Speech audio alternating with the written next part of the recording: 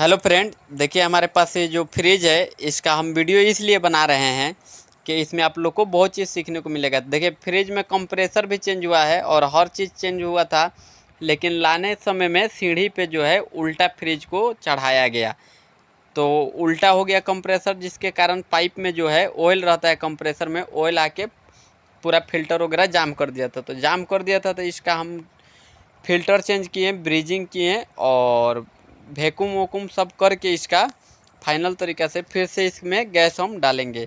तो देखिए गैस है R134, तो गैस हम जो है इसका चार्ज करते हैं। चार्ज करने के बाद फिर देखते हैं कि फ्रिज जो है कूलिंग कर रहा है कि नहीं। तो गैस हमारा जो है चार्ज करने के बाद फिर इसको देखना पड़ेगा कि कूलिंग आ रहा है कि नहीं, क्योंकि जो फ्रिज जब उल्टा होता है ना तो बहुत दिक्कत होता है। तो देखिए डोर को खोले हैं, फ्रिज ऑन है, हमारा फ्रिज का लाइट ख़राब है तो कूलिंग कर रहा है।